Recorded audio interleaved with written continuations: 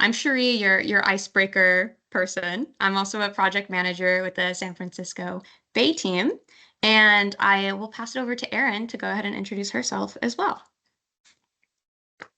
I'm Erin Gravely. I'm a project manager at the Central Coast, and I'll hand it off to Irvin. Hi, I'm Irvin Tang, and I'm also a project manager with our Central Coast team.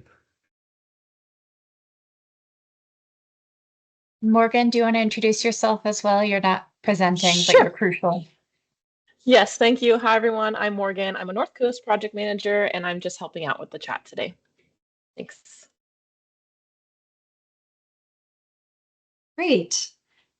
So we are going to go through for this training, we'll be covering the grant's conditions precedent, which I'll go over a little bit later what that is, and the other steps that are necessary to receive your grant and begin spending your grant funds.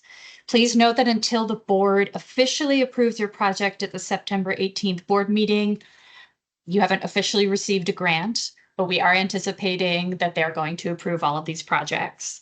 In the meantime, you and your project manager, who hopefully that your project manager has contacted you already and introduced themselves, prior to the board meeting, you can still be getting ready and working on your conditions precedent and other requirements to start spending your grant this summer, so that as soon as the board approves the project, you can kind of hit the ground running and get ready. During this training, please go ahead and use the chat to ask any questions that may come up for you. We are going to have a Q&A at the end, but we may be able to answer some of the faster, easier questions in the chat. Otherwise, Morgan will help collect those and we can answer them at the end if we haven't answered them before that. Returning grantees, you can also share any tips or experiences that you have in the chat with some of the newer grantees. We're going to cover a lot of information today, but I just want to flag that, again, this training will be recorded and sent to you so you can refer back to it later. And then a lot of the information we're presenting, there are guidance documents that your project manager can provide to you that will help cover some of this material as well. But we just wanted to kind of give an overview today. Next slide, please. Okay, so between the project selection, which has happened, you all have been selected, and starting your project, there are a number of steps that you'll have to go through to start work and spending the grant funds, which are shown here. So first, you'll assemble your conditions precedent for your project manager to approve, including the work program, which we'll get into a little bit later. And then if the board approves the Explore the Coast projects, you will enter into a grant agreement with the Conservancy. Once the board has approved your project, you've entered into a grant agreement and your conditions precedent are complete, you'll receive a notice to proceed letter from your project manager, and that is the point at which you can start spending your Explore the Coast grant funds. Next slide, please. So the conditions precedent to disbursement are the items your project manager must check off before you can start work on your project and spending your Explore the Coast funds. We're asking this year that you start assembling and working on these items with your project manager ahead of the board meeting so that you're ready to go as soon as the grant agreement is signed and the board has approved the projects. So these conditions precedent include a board resolution. So that's going to be a resolution from your organization's board of directors or equivalent governing body authorizing your organization to enter into a grant agreement with the Conservancy. Your project manager can provide you a template of what that should look like, and you can customize it to your organization.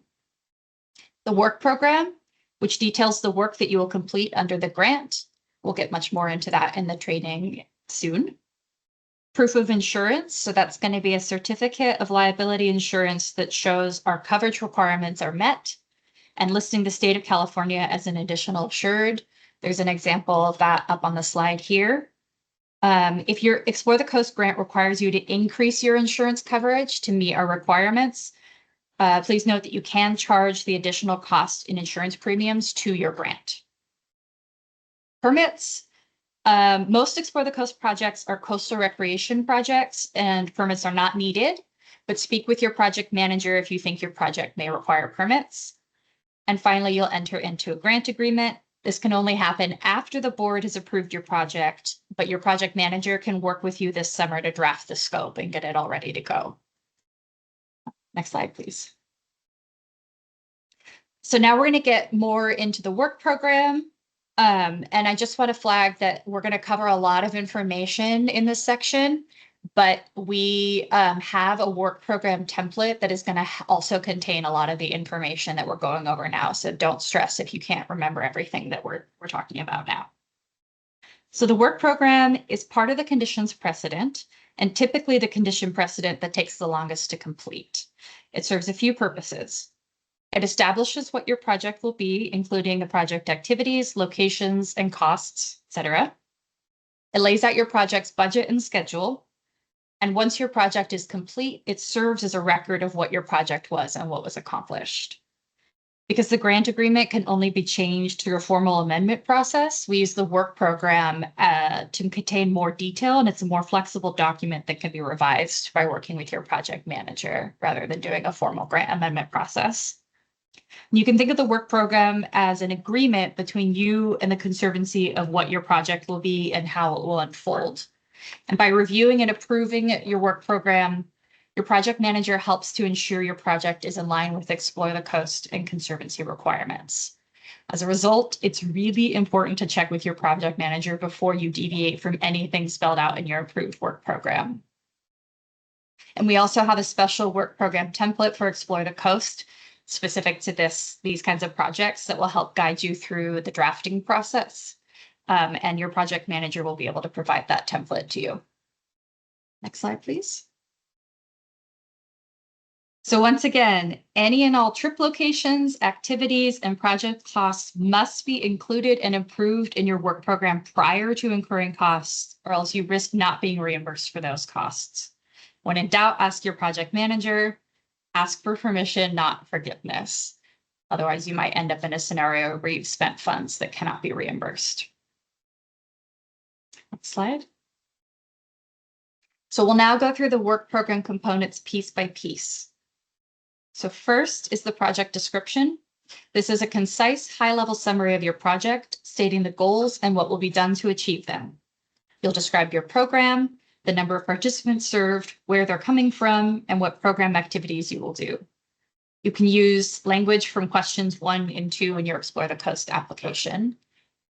To help clarify project targets for you and your project manager, you'll also fill out a table stating the total number of project participants, the total percentage of participants coming from Explore the Coast priority communities, and the total number of trips you'll provide over the entirety of the project. These should match what was provided in your application. If for some reason something has changed and that's no longer the project you're doing, please notify your project manager as soon as possible. Finally, to help ensure your participant activities will fall within the areas that Explore the Coast funds are allowed to cover, you should list every single anticipated trip or program location. So ones you know you're definitely going to go to, and any others you think that you might go to as well. This will allow your project manager to confirm before your project starts that any of those locations are eligible locations. Any trip activities that take place at a location not listed in this section may not be eligible for reimbursement. And if you need to add a location to the work program at a later date, you can always reach out to your project manager and ask to have that added. Next slide. Next is the scope of work section. This is the section where you will describe your project in task form. You'll provide a short narrative description containing important details for each task, such as what the staff or participants will do, where they'll do those activities, and when. The narrative will contain outcomes, and the task deliverables will be the work products produced through this task. For instance, if an outcome of a task is to train 5 camp instructors, then a suitable deliverable would be a camp instructor roster. There are different ways to break up your project by task. One way is to divide tasks by trip type, so like day trips, overnight trips, and have each of those be their own task. One way is to divide tasks by planning and implementation, so one task for all planning tasks, one task for all implementation tasks. Sometimes it makes sense to break out specific costs like transportation or food into their own tasks. So you should work with your project manager to come up with the best approach. And now I will hand off to Sheree for the next section. Thank you, Erin. So task one is always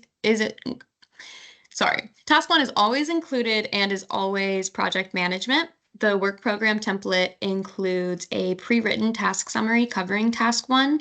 This task covers any work related to specifically managing your ETC grant, such as drafting progress reports, meeting with your project manager, invoicing, and any other grant management activities. Under project management, we also require subtask 1.1, quarterly meetings. You should work with your project manager to set up quarterly meetings where you can provide project updates and ask questions. This is especially helpful when it comes time to submit your requests for disbursement. Okay, I can do the next slide myself. Any and all tasks that involve project implementation must include a weather contingency. Weather contingencies lay out a pre-approved Plan B for any trips canceled by unexpected weather events. This ensures you'll be able to meet your program goals regardless of weather-related trip cancellations. We prefer that grantees plan to reschedule any canceled trips due to unexpected weather. However, we recognize that all projects are unique, so work with your project manager to find a solution that works for you. Next on the work program is the project schedule. This is essentially the project scope shown in table format. In the schedule, each task is identified as well as the task deliverables and the estimated start and completion dates for those tasks. Some deliverables, such as invoices, may be submitted regularly throughout the grant, while others may have a single completion date. And you can see an example of both of those in this table. Next is the project budget, and I know this slide looks busy, but we can walk you through it. The budget section is one of the most important parts of your work program.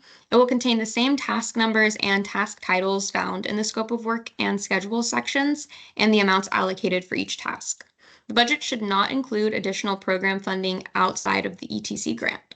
It's important to be simple here so that the department that reviews your invoices can easily read your budget and check it against your invoices.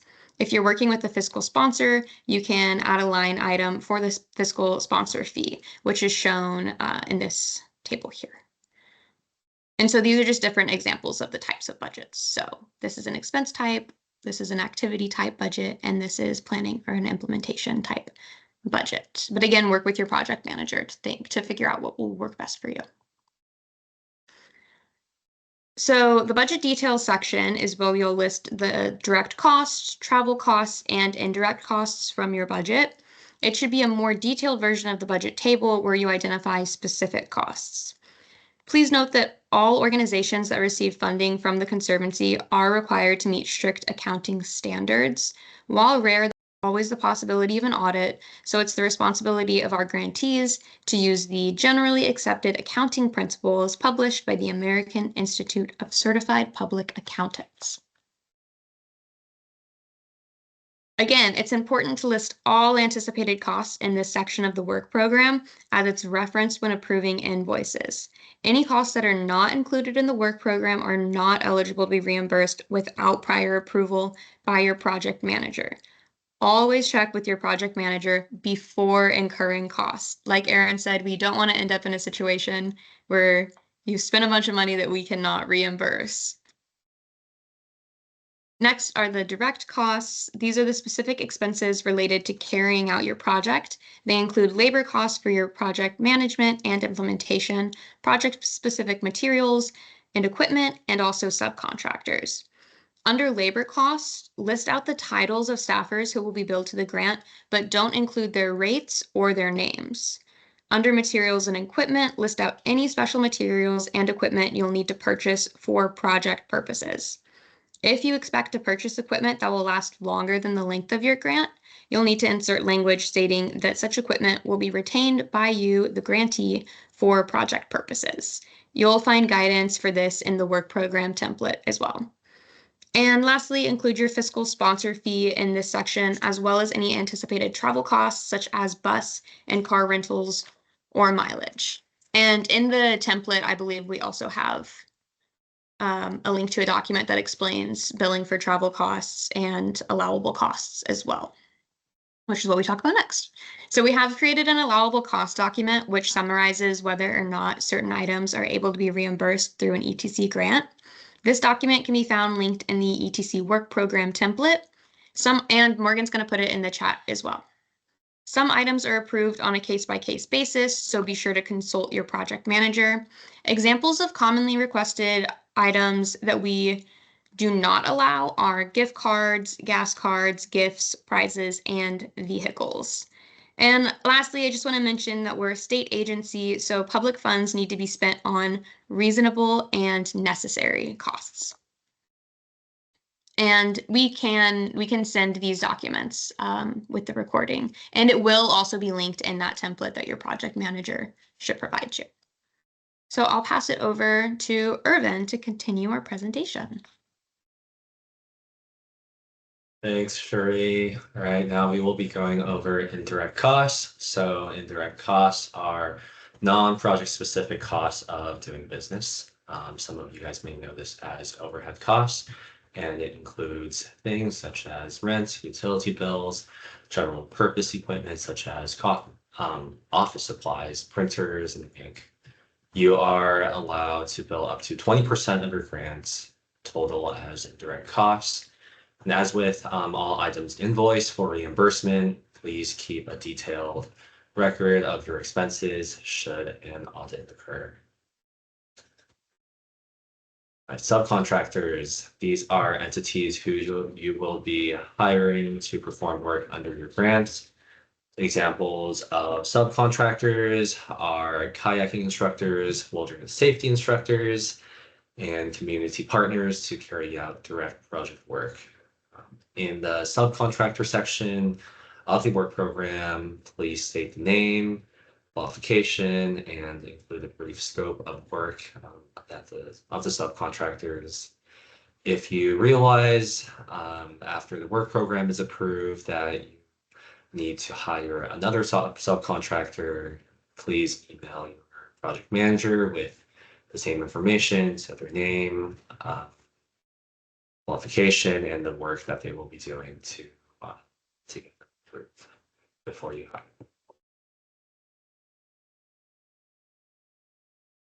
Slide.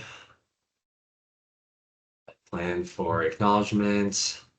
This is the final section of the work program. It's also a grant requirement. The Conservancy would like to be acknowledged in your organization's announcement or communication material. You mentioned your Support the Coast program. So example include social media posts, press release, program brochures. This gives us recognition to ensure that future funding is made available to Explore the Coast program. Slide. While we encourage you to start working on the condition precedents for your project right now, the project still needs to go to the board for approval. So all Explore the Coast project for this funding round will be presented in one presentation at our September 18th board meeting. If you haven't already, please submit your project letters of support to your project manager. And if you would like to attend the meeting, please contact your project manager.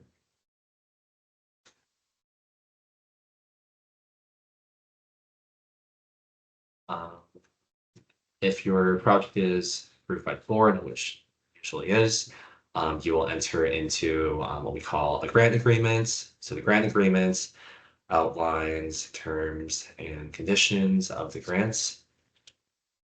So it is legally binding. It's legally binding like a contract, and any formal changes will need an amendment.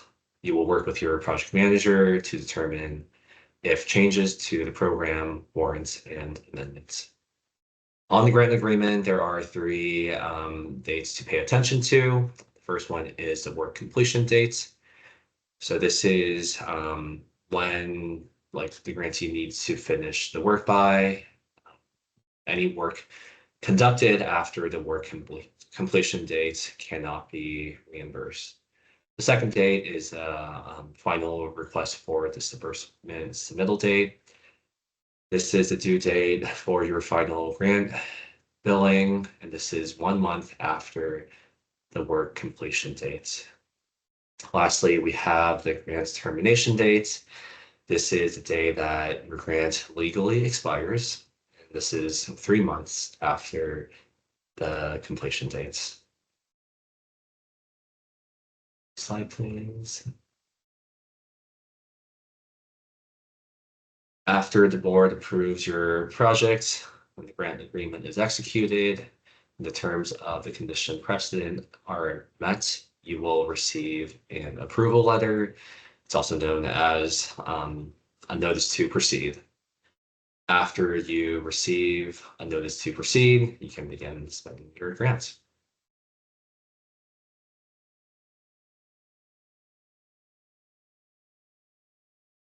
So you should have received an invitation to our Explore the Coast Grantee workshop.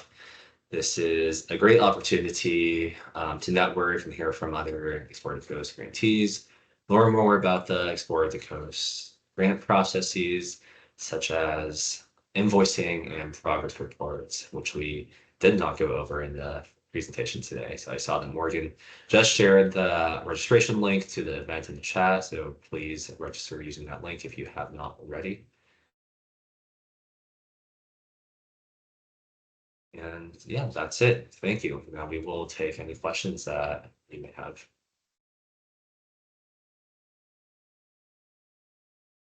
Just really quick before we jump into raising hands, there were 2 questions in the chat about whether these documents will be sent via email. Yes, we'll send these and the recording to this meeting today. And then we do have branding requirements for our organization. Erin put the link in the chat. You can check that out. And then ask your project manager for specific examples. Thanks, Erin. And if you have questions, just feel free to put them in the chat, come off mute and ask them, or raise your hand, whatever you feel comfortable doing.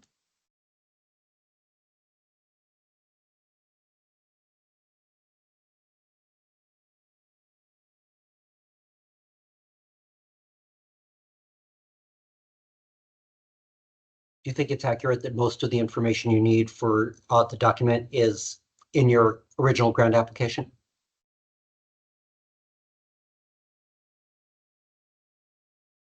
I think that a lot of the information is in your original grant application, such as what the project you're doing is.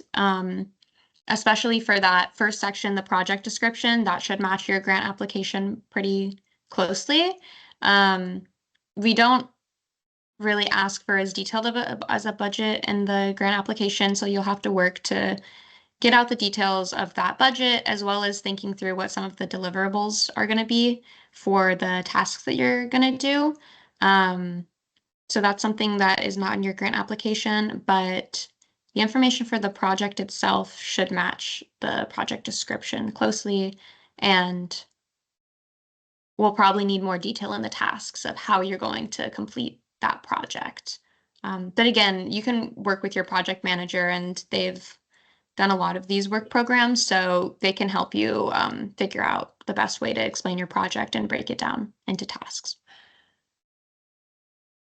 I'll also add that sometimes people put in their application activities or costs that might not be eligible, and we don't score, like disqualify or rule people out based on what they put in the application. So it may be the case that your project manager needs to work with you further and clarify, and that some aspects of your application may or may not be eligible for our funds. But again, you can put them in the work program or ask your project manager, and they'll help you sort that out.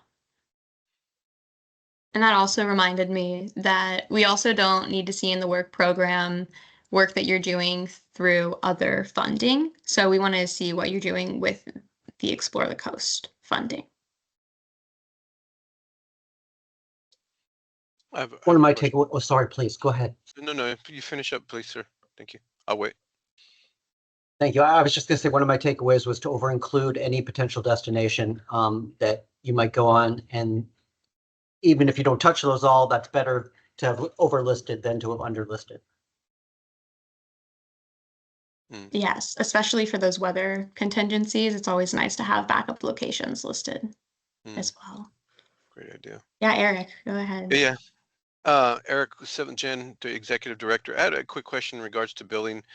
So it's only upon final approval that we can start to bill. There's nothing that can be retroactively billed for, like, project management and pre-planning and all that, right?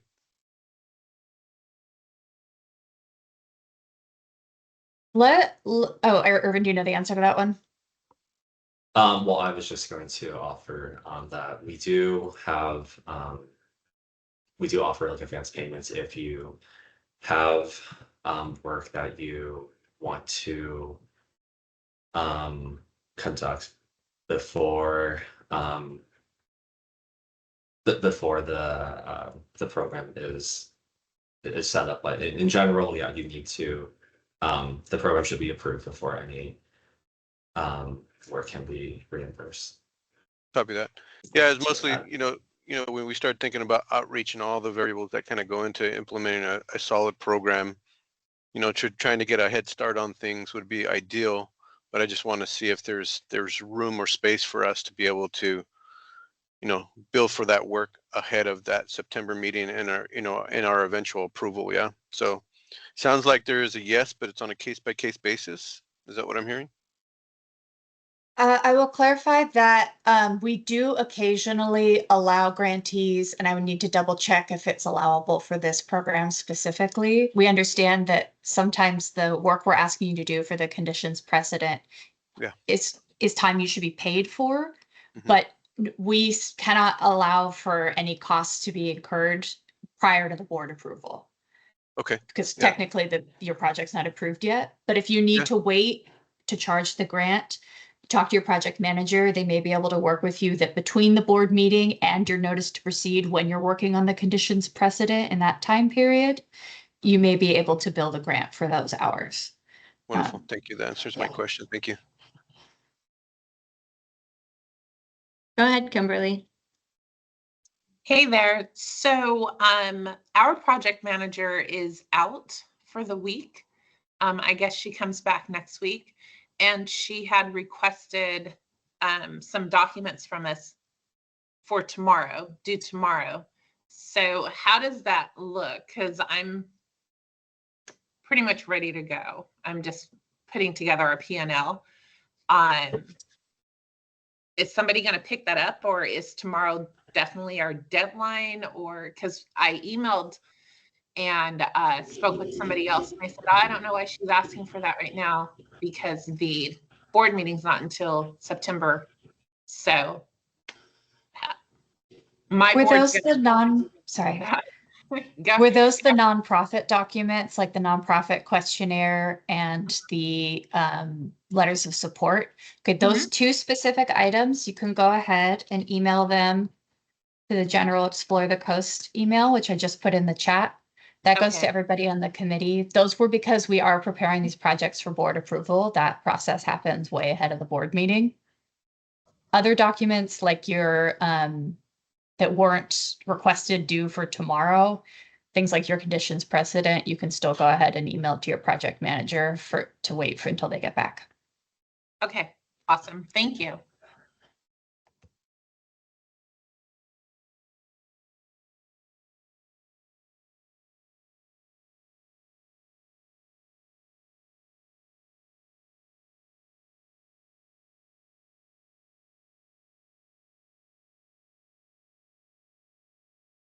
Another question, since no one's asking anything.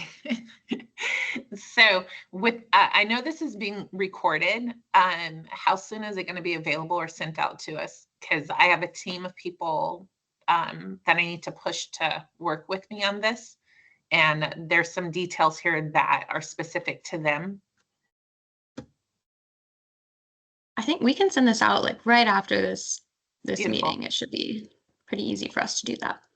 Awesome. Unless somebody on the team disagrees. It might take up to 24 hours for the Yeah.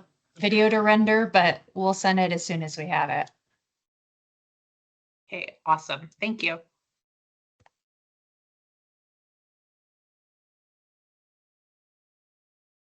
All right, Mark, I'm There- seeing your question.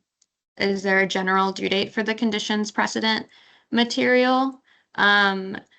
So the short answer is no, but we want to get as many of them completed by that September 18th board meeting. So that way, as soon as you're approved, you can start work on your project. Yeah, that's the answer I'm going to give. But if a few of them are a little later than that, there's not really any consequences for that. You're just not going to be able to start your project until all those conditions precedent are in. So we want people to try to get them in as quickly as possible so there's no confusion about my project was approved, so why can't I start billing for it?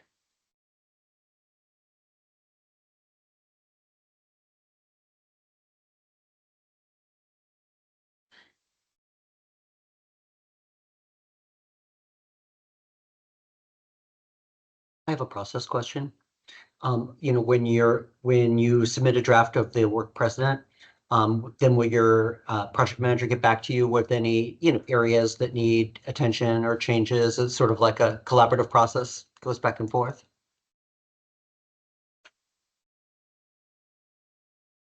Yes.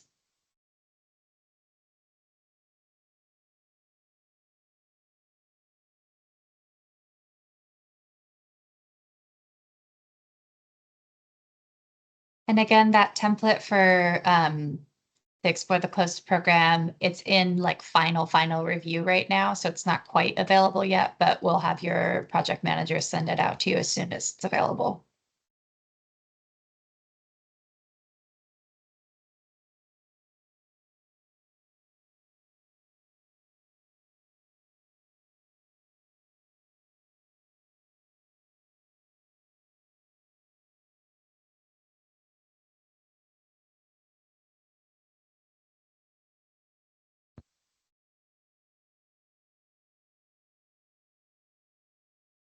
I have one more question, sorry. Have you noticed any areas of the work precedent that grantees have particular challenge with? And do you have any words of wisdom for like sections that tend to be a little sticky?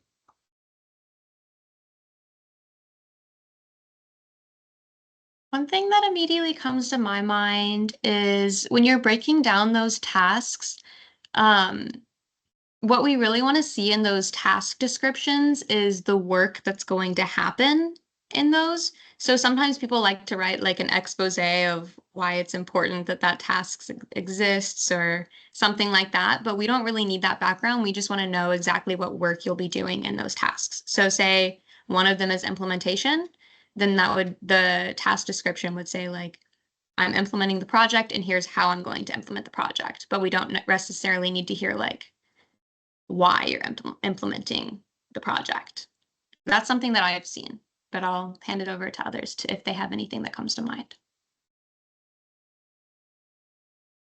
I'm actually curious if we've never done this process from the side of the grantee, and I know that some of the awardees this year are returning Explore the Coast grantees. I don't know if any of those folks are here and might want to offer from their perspective what seems to be the trickiest part of the process.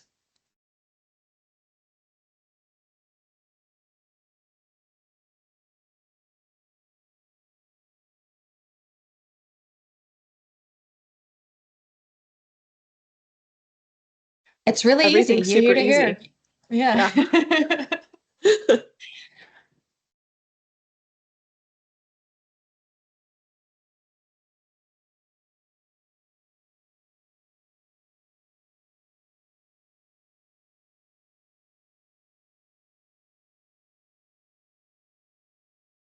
I'll add one more note then, which is when you're thinking of deliverables for your tasks, they need to be like things that could actually be delivered, right? Like a participant list, or maybe not that, that's not a great example, but like a project brochure or things like that. Sometimes people will say like complete 10 trips, but that's not really something like a hard copy of something that could be delivered. So rather than complete 10 trips, it could be like an agenda of the trip or something like that.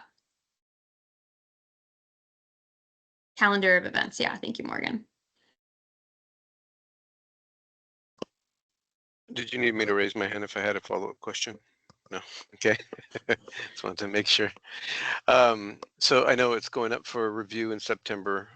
What are the common reasons why something might get kicked back and for an amendment and or get denied altogether? If it came to that. I know it's highly unlikely based on previous conversations that we've had, but just what are some reasons just for, just for our own thought process? To my knowledge, it's our board loves the Explore the Coast projects. They're really wonderful projects. They're really easy to say yes to. In general, we work really hard to bring our board projects that are easy to say yes to. We've thought of all the things. We just can't promise, and our attorneys wanted us to be sure to mention that the board, it's not a guarantee, right? It's not a known. But it's very unusual. It's very unusual. Okay, that makes sense. Thank you.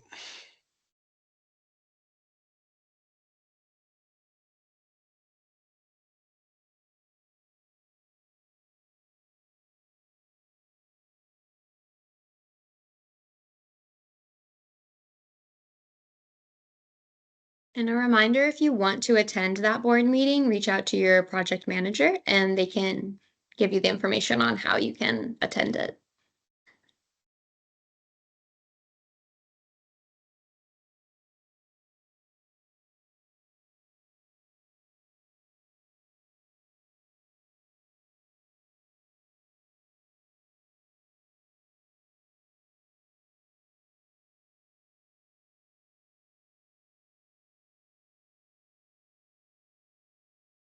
We do have this time reserved for questions. If folks don't have questions, they can feel free to drop off. We also, maybe I'll offer, and hopefully the other presenters agree, if anybody wants to see any particular slides again, we can bring up some of the slides and maybe that will help with any questions, prompt more questions. So please just let us know. But just thank for the opportunity for the presentation. Is very helpful and just lets us know that what to expect and helps our team kind of dial in our focus here in the near future. So appreciate your time. I also definitely recommend that you all attend as well the workshop that happens in the fall. We do a lot more like networking. We have panelists that speak on a variety of topics. And there will be more trainings as well. But that's you guys are now, we consider you like in a cohort of Explore the Coast grantees. And a lot of you are doing similar or complementary work. And so we'd like to connect everybody once a year and for those opportunities. So I really, really encourage you to, and as many of your team members to register for that. Wonderful. Thank you.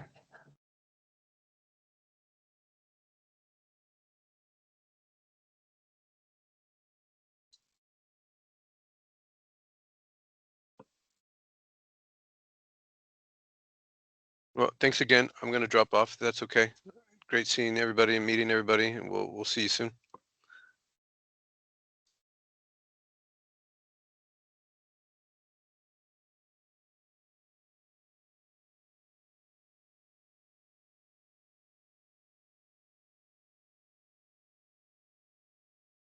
Hi, I'm Linda Rubio. I'm also with SGR. I was kind of thinking back to the acknowledgement posts and just kind of something that was kind of came up for me. Are you folks open for perhaps like a mini interview as part of like the acknowledgement phase? Like, has that ever been done? Like interviewing your participants or staff? Not our participants, no, somebody from your group. So for the part that comes to like the acknowledging the funders. That's interesting. That's maybe I can check with our public information officer. Linda, can you put your email in the chat and I can maybe follow up with an answer on that? Perfect, thank you. What was your organization again? SGR? Seventh Generation Rising. I'm gonna loop in your project manager as well.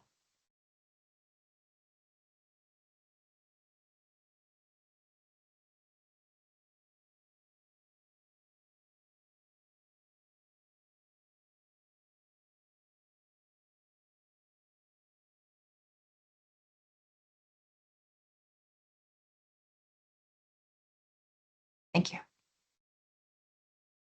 I think I'm going to jump off too. I really appreciate y'all's time and looking forward to our next visit and getting your letters of support and setting sail together, and excited to meet some more of the grantees and connect with them and be part of the chain of cool people who bring people out to the coast to experience all the awesome resources we have here in California. So thank you guys for your help in making this happen. Thank you very much. Thank you, Eric.